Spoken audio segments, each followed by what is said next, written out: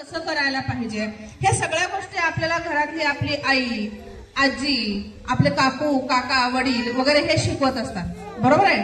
मग सगळ्यात पहिली जी गुरु आहे ती असते ती आपली आई. दुसरा गुरु कोण असतो बरं? पप्पा. बर, अजून तुमचे हे जे मातीच्या गोळ्यापासून, मातीच्या चिखलाच्या गोळ्यापासून घडवणारे जे तुमचे शिक्षक आहेत.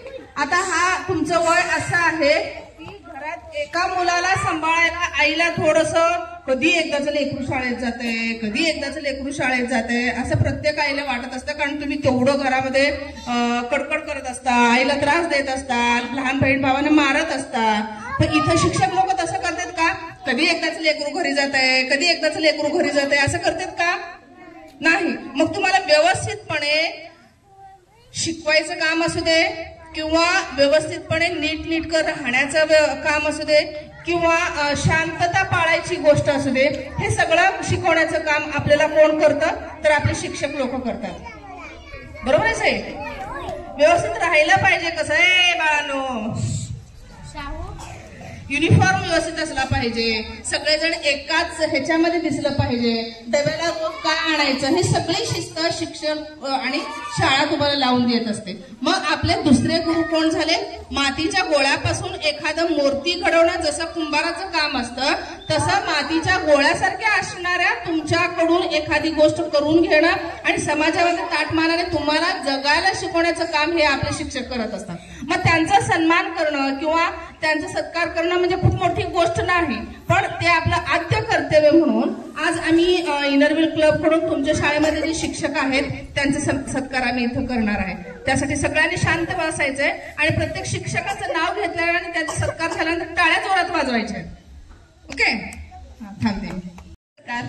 नकाते मॅडमच्या शुभ हस्ते होत आहे. सगळ्यांनी टाळ्या वाजवायच्या.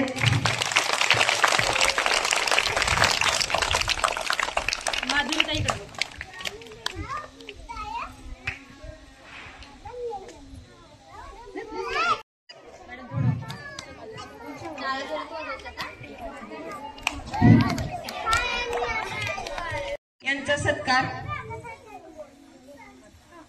माधुरीताईंच्या शुभ हस्ते होत आहे. सगळ्यांनी टाळ्या वाजवा.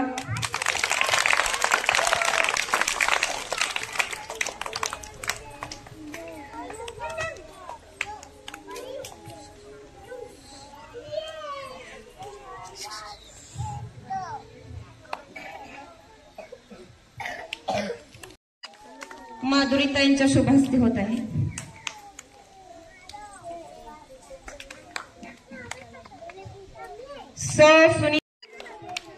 श्रीमती सीमा नंदू सूर्यवंशी यांचा सत्कार.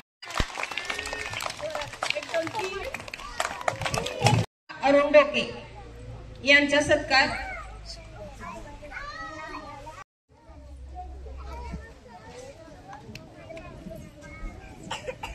फोटो घेतला.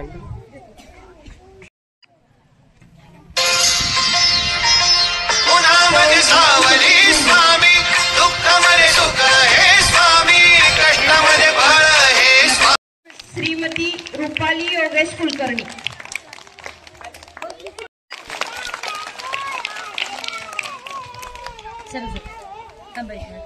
मॅडम येते.